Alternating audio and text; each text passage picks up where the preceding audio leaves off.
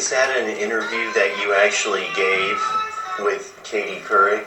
Is that an interview that I actually gave with Katy Perry? Yeah. That's a stupid-ass question. That's a stupid-ass question. In fairness to Lil Wayne, that was a pretty silly question, and we can learn a lot from this deposition.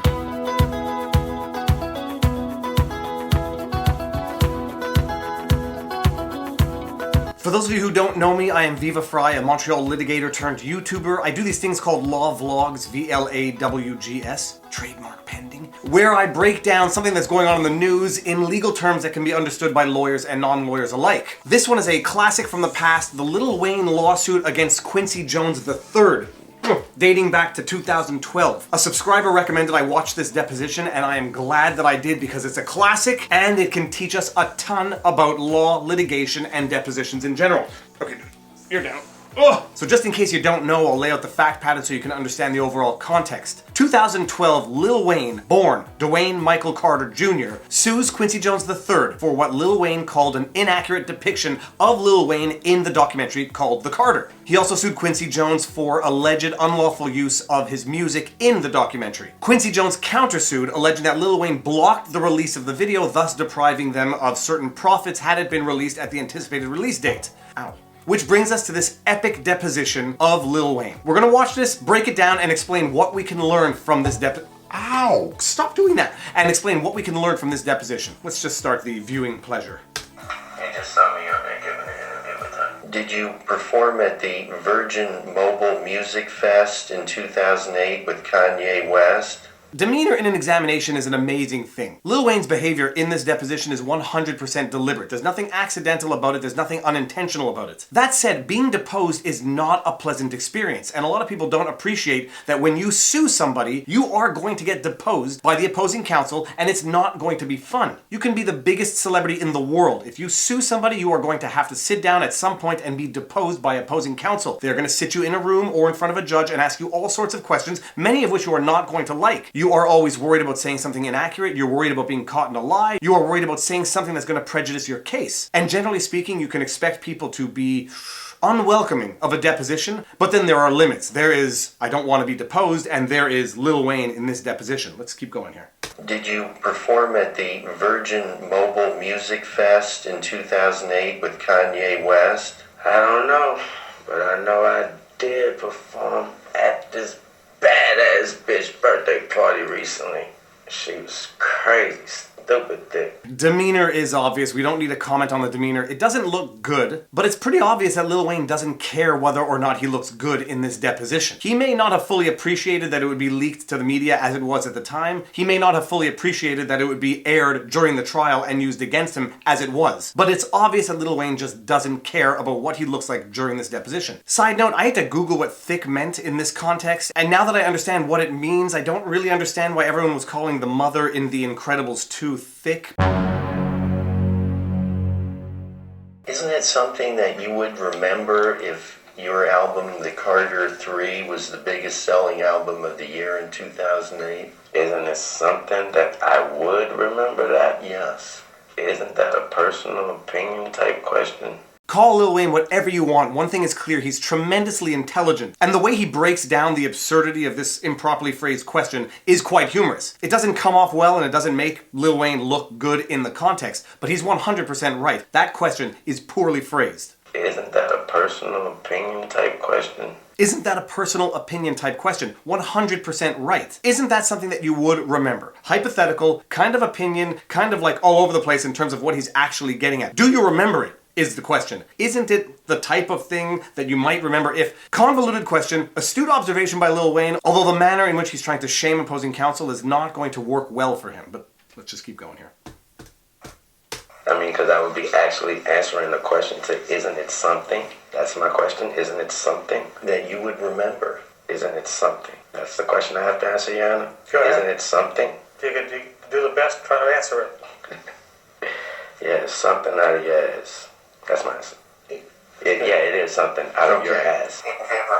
We heard a person talking in the background that wasn't the examining lawyer, and until we get to the end of the video, we don't necessarily know that it's a judge. When I realized that this deposition was being conducted in front of a judge, my first reaction was, how on earth did the judge let this go so off the rails from beginning to end? Why on earth wasn't the judge just holding Lil Wayne in contempt of court? Because he can hold Lil Wayne in contempt of court for conduct that is egregious and disrespectful to the decorum of the court. But upon further reflection, you sort of realize and appreciate that when a deposition is going so badly, because this deposition is just bad, you don't necessarily want the judge interfering with the deposition, cutting it short, or preventing the witness from making themselves look bad through the answers they're giving. So this judge let Lil Wayne get away with a ton in the context of this examination that normally could be sanctioned under other circumstances, but it's not obvious that the examining attorney even wanted the judge's intervention. Lil Wayne was doing a good enough job sinking his own case by the answers he was giving. There was probably no need for the judge to intervene to save Lil Wayne from himself in the context of this examination.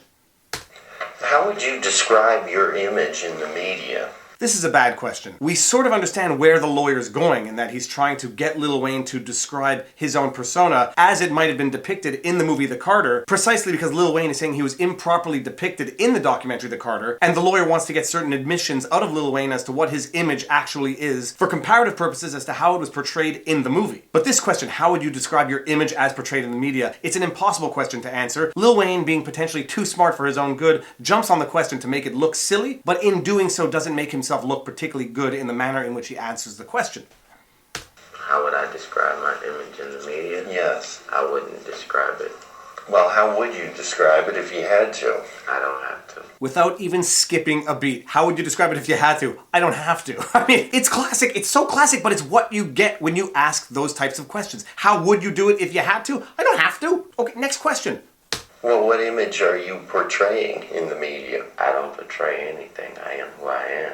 And you guys portray what you get. No, who are you? Who is the I am real... Dwayne Michael Carter Jr. Like to portray yourself as... I just answered that and said that I don't like to portray myself as nobody. Okay.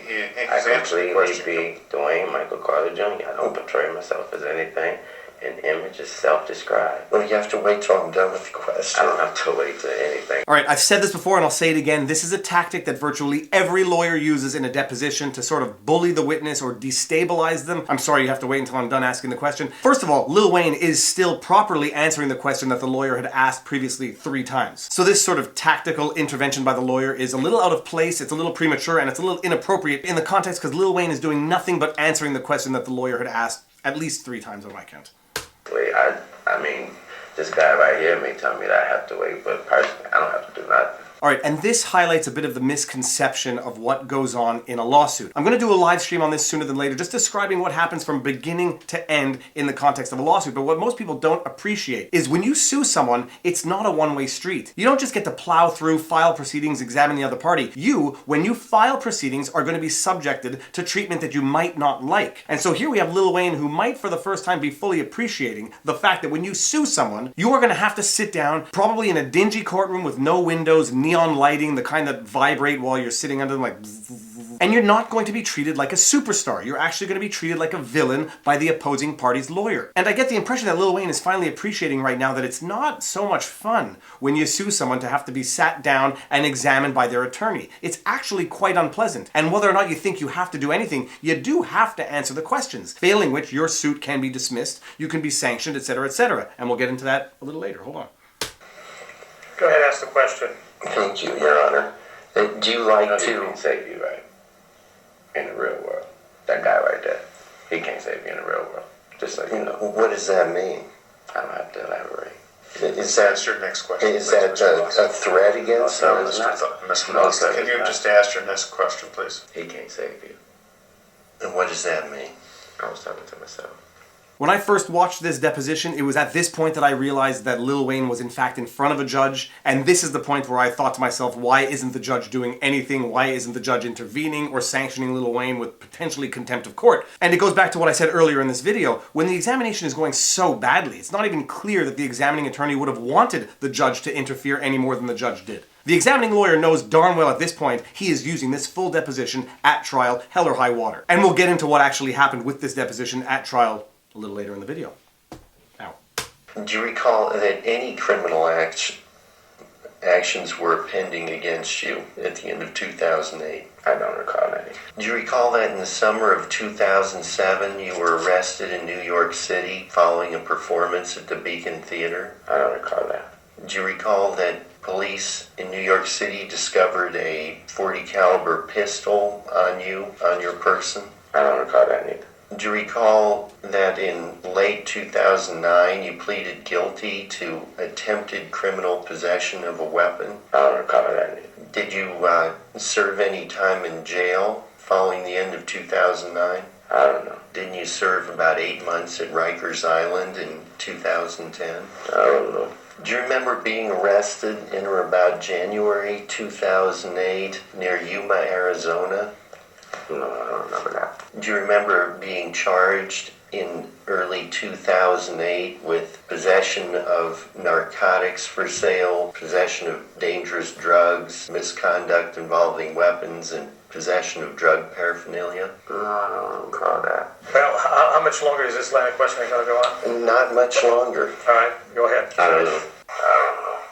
All right, from a legal perspective, systematically responding "I don't know" to every question that is being asked of you is never a good thing. I think Lil Wayne appreciates that, and he's not taking this deposition seriously whatsoever. There may have been other reasons for which he filed the lawsuit, and there may have been other reasons for which he was behaving like this in the examination. But systematically responding to every question with "I don't know" is a great way to lose a case on the merits, and it's even a pretty good way to have the case thrown out before a trial on a motion to dismiss. Depending on your jurisdiction, you can have a motion to dismiss after an examination when the examination reveals that the lawsuit is totally frivolous or ill-founded. Systematically responding "I don't know" to each and every question is a great way to have a lawyer make a motion for dismissal of suit after deposition because the deposition reveals that it's a totally frivolous or non-serious lawsuit. And in practice, I sort of understand exactly what the lawyer is doing right now. The lawyer is asking all sorts of questions to establish facts around Lil Wayne's life so that he can then compare them to the Carter movie to show that the movie was not a grossly unfair or inaccurate depiction of Lil Wayne's life. All of these questions the lawyer knows the answer to. The answers to all of these questions are in fact all publicly verifiable. The reason why the lawyer is asking these questions is simply to sort of tell the story of Lil Wayne in the examination, to compare it to the Carter documentary, to show that it was actually not a grossly inaccurate depiction of Lil Wayne's life.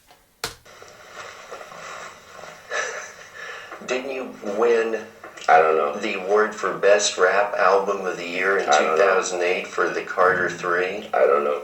Mr. Carter, you have to wait until the attorney is finished asking the question, please. I'm sorry, that's my psychic. I'm sorry.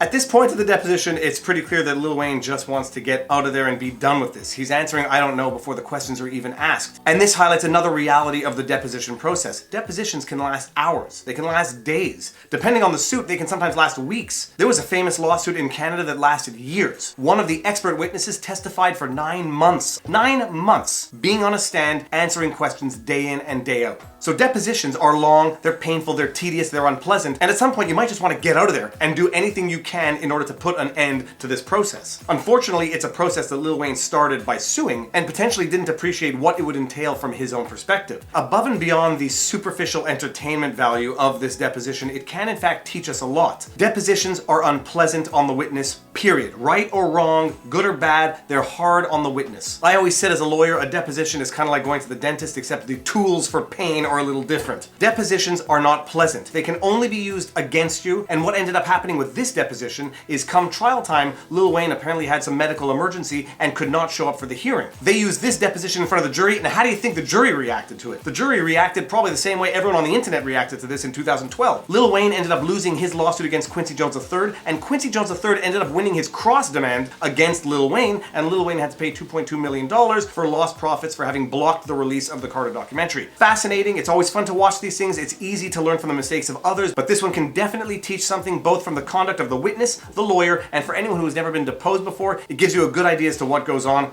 They're not fun. Depositions are not fun. Now you know your vlog. Peace out. Boom!